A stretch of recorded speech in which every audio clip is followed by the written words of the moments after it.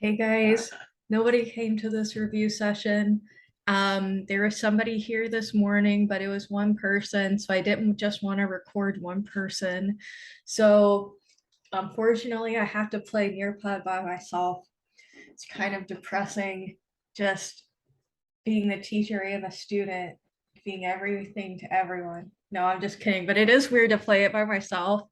But I'm gonna try it for you guys so you have something to review. Test is on Wednesday at 8. Everything's the same. Paper is due on Friday at 11:59, so everything is the same. And if you want office hours about your paper, that's totally available. Just email me and we can find a time that works for both of us. But I'm going to attempt to play Nearpod by myself, and then I'm going to go over some key points for the test. So when I share my screen, I don't know if you'll be able to see me anymore. Maybe. Okay. Okay. Oh, I'm gonna do the Halloween theme. And now I I am trying to join my own room. I think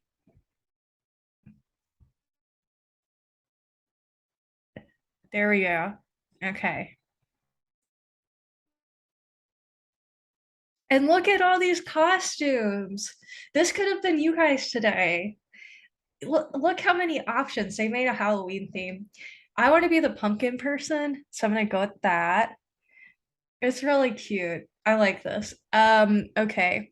Let me start the game. Okay.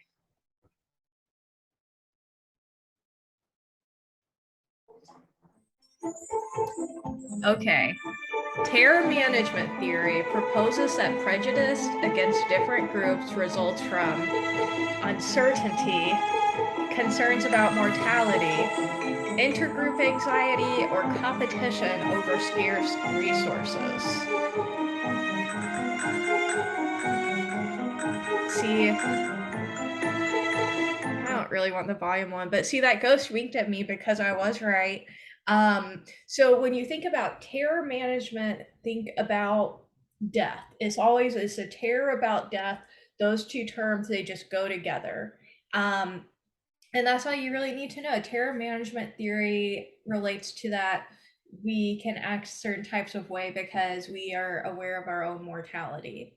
So if you see terror management, think death. Spooky. Didn't realize that until now. And you've got it. So let's do the next one. Okay.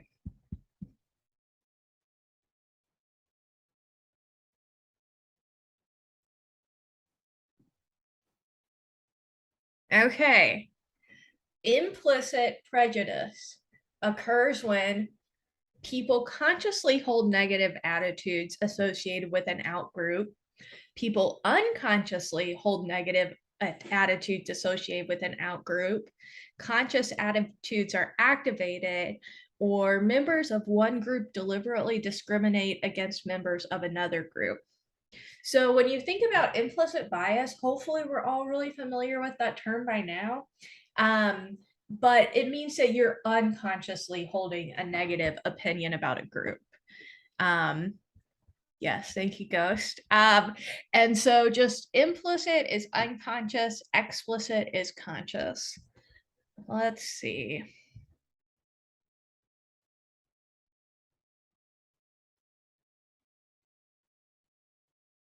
I'm going to turn on the music like just a little bit. Uh, it's like a very low volume. That's for you guys. Okay.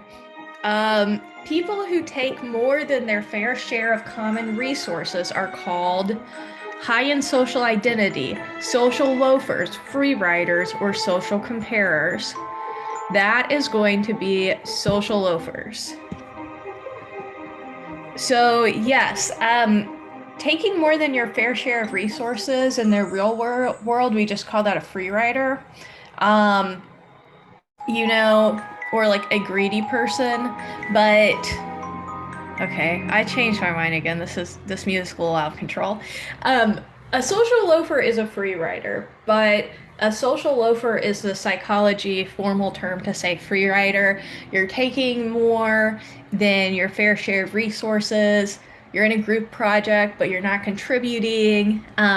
Just think about it. You're loafing around. You're a social loafer. You're taking more than you earned. You're just loafing around. Okay, next question.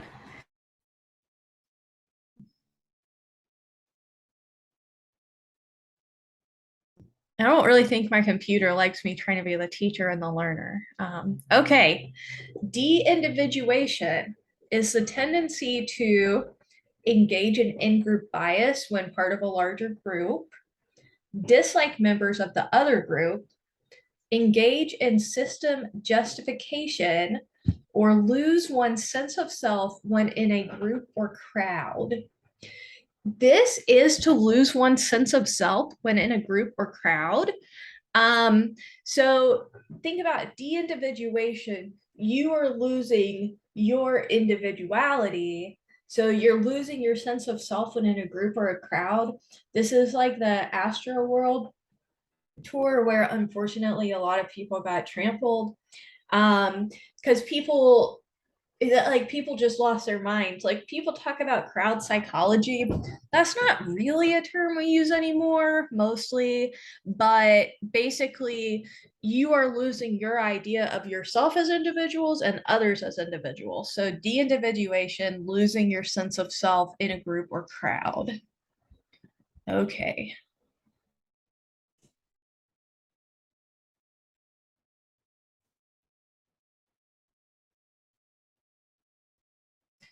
Okay, in blank, men are highly motivated to protect their status and reputations. In the United States, in collectivist cultures, in cultures of honor, or cultures or I think I get countries that produce a lot of violent media. Okay, so this is tough. I think this is a hard question, but an important one. And what I'm talking about is culture of honor. So, not well, okay, let me put it this way. Culture of honor means being a real man, being a manly man. A man stands up for his woman. A man doesn't take crap from anybody. A man doesn't back down from fight. Those are culture of honor. And we see this in Kentucky and a lot of the American South. And so it's not just the United States, but it's more prominent in certain regions, especially like Appalachia area, the South, where we have this culture of honor where men want to be the defenders, and they're not going to back down. When that is valued, that is called a culture of honor. So, a culture of honor, kind of like a Southern manly man culture, that's where people are motivated to protect their status and reputations. And it's just really cool. I've got some research going on about it right now. But I had to put it on the test because I think it's really cool and interesting. Okay.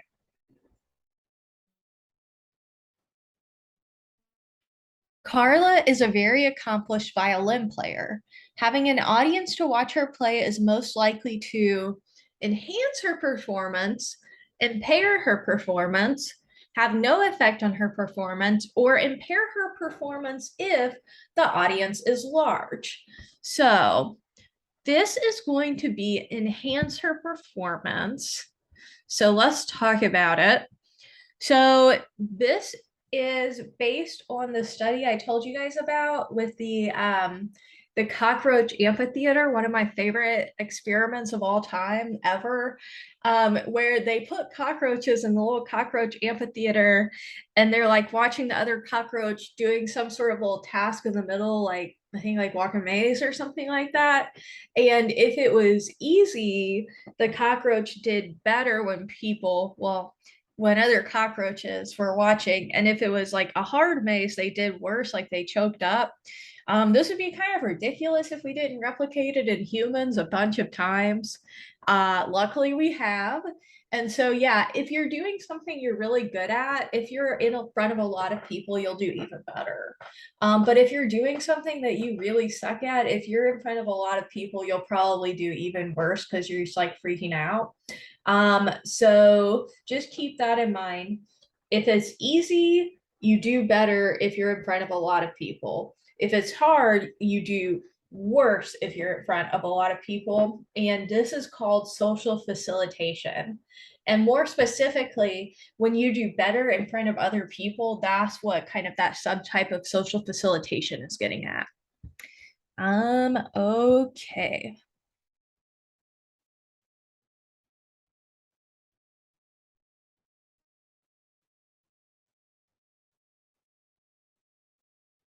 Um, One racial attitudes implicit association test, the IAT.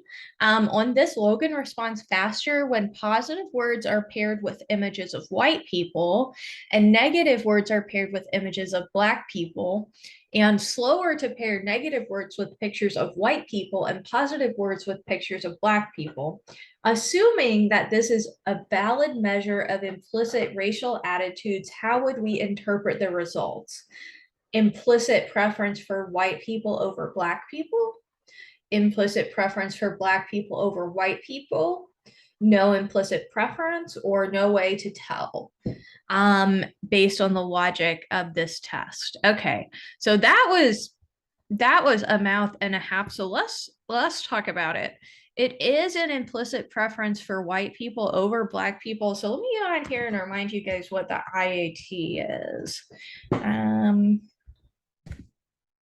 So this is a cool website, Harvard Implicit Attitude Test. This is where Project Implicit, where they collect a ton of information on the IAT. So let's see. I'm trying to pretend like I want to take one of the tests.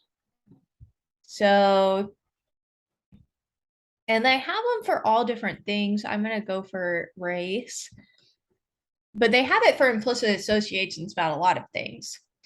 So, blah, blah, blah. I promise this is worth it. Okay. This is like, I don't know. I feel like it's not actually going to show me the IAT. I feel like what would be easier is that I just promised it was worth it. I now determine there's some sort of survey associated with it. So let me just go on Google Images. Leave the site. Okay. Okay, cool. So basically, like if you look at this one I clicked on, you see in the middle of your computer screen a picture of either a Black person or a white person, and you have to pair it. Like it's like, well, this round pair the Black people face with the positive words and the white people faces with the negative words, and then they'll do it vice versa. And basically, if you're faster at pairing positive words with Black people than white people, and you're slower at pairing negative terms with Black people than white people, that would mean you're kind of biased towards the Black people. Most people are biased towards the white people. It's hard to really like re-explain in this much detail, and it's kind of a tangent. But just the most important thing to know is, and this is a good example of what it looks like, but basically it is a measure that uses reaction time to study your racial attitudes. And if you're faster at pairing like positive words with white people, that would mean you prefer white people. If you're slower at pairing negative words with white people, that would also mean you prefer white people, because how good they are is just coming to your mind faster than for Black people. So yeah, that was a, in hindsight, a very long-winded explanation since it's already in the lecture, but the more you know. So let's see.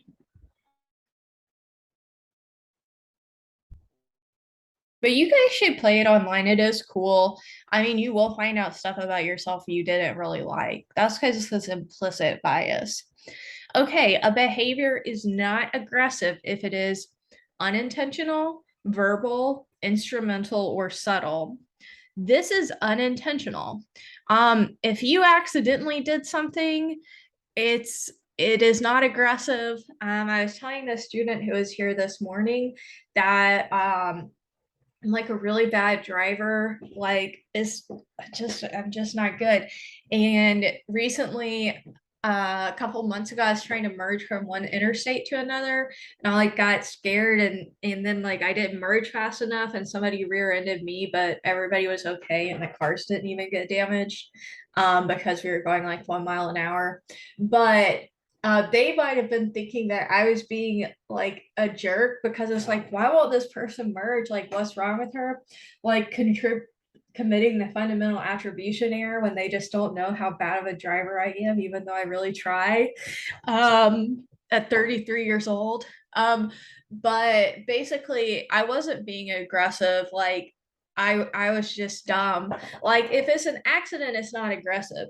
If it is instrumental, that means it was aggressive, but you did it for a purpose. And the classic example of that would be like if a football player attacks somebody from the other team or tackles, I think that's what they call it, tackles. That is aggressive, but is instrumental because you did the tackling for the purpose of getting the point. So just think instrumental means you did it for a certain purpose, not just to be mean.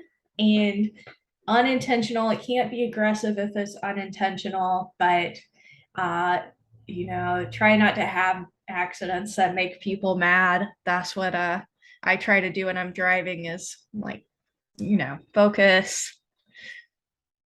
Okay.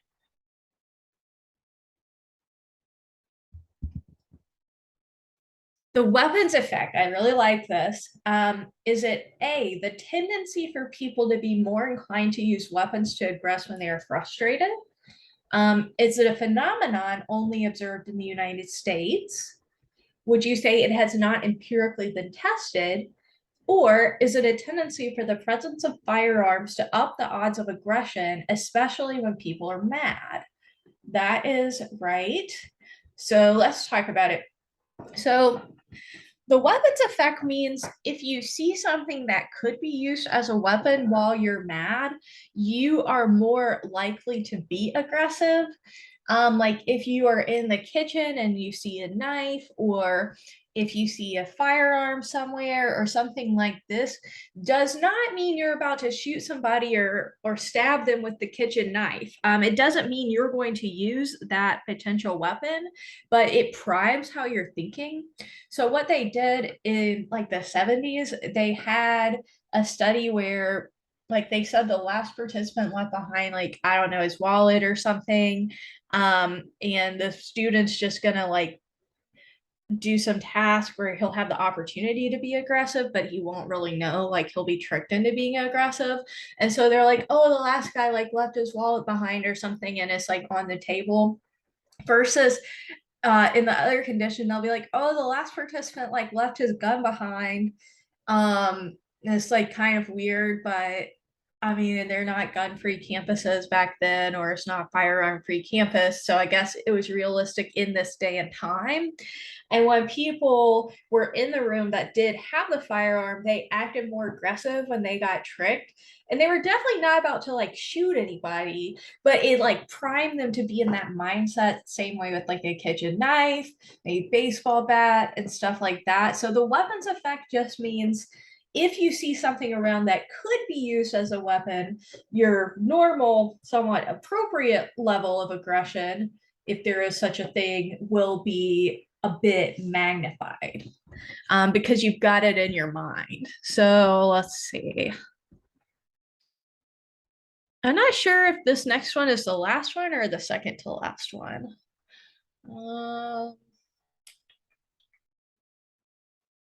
Okay.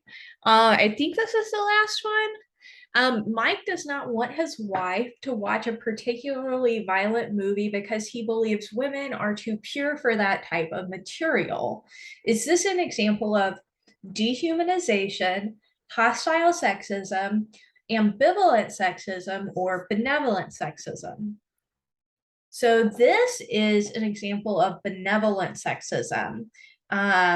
Wait, I want to see if it says, I wanted to see if it said I won the game, but maybe it'll tell me that at the end. But I don't think my competition was very existent. So anyways, so this is benevolent sexism. Benevolent sexism is like if you think like women are too sweet for something, or like like, well, you can't be a cop because like you're really sweet and you don't need to be like doing stuff like that, or like you know, you can't fire a firearm because you're just like too precious, or and they're really trying to say like a good thing, like you can't come down on somebody because you're too nice. I guess like in people's mind they think it's a good thing, but really it's not, because like this lady can watch like whatever movie she wants to, and so it's not like being like, well, you're a woman, so you're dumb or something. Like he actually is like, you're too like pure for this, but that's not quite right either. Benevolent sexism is when you want to kind of like have some sort of attitude that you think is like being nice to the woman or protecting them, but actually it's just like unnecessary, like saying somebody's like too pure. Whereas hostile sexism would be being like women are dumb or something. So just keep in mind it may be on the test. Benevolent sexism is like saying, woman, you don't have to be shoveling the snow out from under your car, or something. Like women shouldn't have to do that. That would be like benevolent sexism. So in a minute here, I do want to go over some key points from the test of the review packet on my phone. So, but I was the overall leader, as you can see. This is a award ceremony it made for me, and I was number one. So, okay, I'm gonna stop the share. Okay, so let me go on my phone and see some of the most key points. Let me scroll through this. Okay. Make sure you do know social facilitation. That's the thing that we talked about, where if if somebody is watching you, you do something that you're good at, you'll do even better. But if you're bad at it, you'll do even worse if people are watching. And so that would be what we call social facilitation. And that's what they did with the cockroaches, which clearly I feel like I have a little bit of a fixation on, but it's so cool. Okay, we talk about de-individuation. That could be things like getting lost in a crowd. That could be things, it could extend to like, I can do whatever I want to because I'm not seeing myself as like an individual anymore with like their own agency. One time I asked a class for everybody to say what they would do if they would never get caught, and I never did that activity again because I was just kind of like, they like turned in pieces of paper, like it turned out pretty good. Mostly nothing too weird, but I was like, I don't want to do this again. Like, but yeah, if it has to do with doing whatever you want because nobody will know, that's de-individuation, as well as like the crowd related thing. Um, hmm.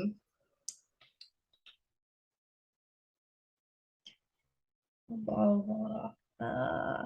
It's always hard to say what were the most important parts of the review packet because you really need to know the whole review packet. I guess illusory correlations, that's when like two things that are rare happen around the same time, so you think they're related, but really they're not.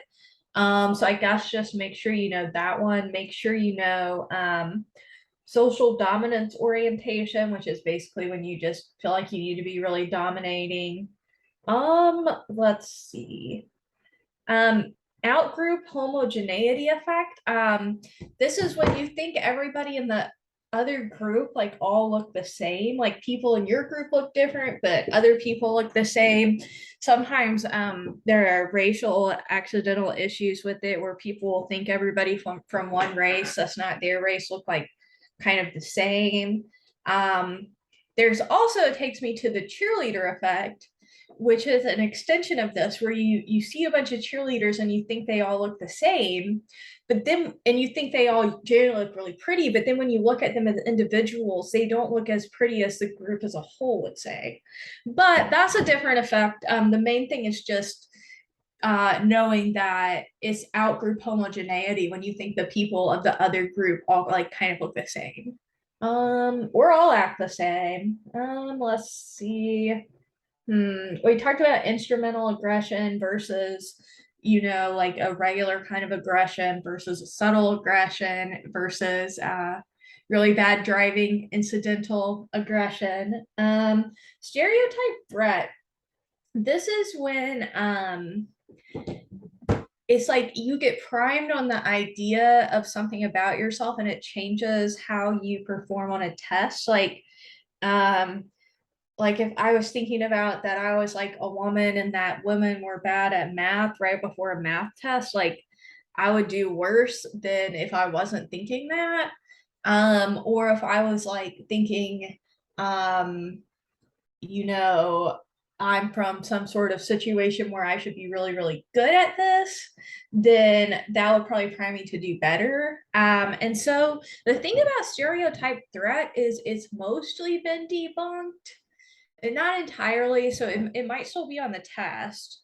If it is on the test, I maybe have worded it like assuming this is true or something. But yeah, that's stereotype threat. Let's see. Yeah, social loafing. Remember, you're loafing around.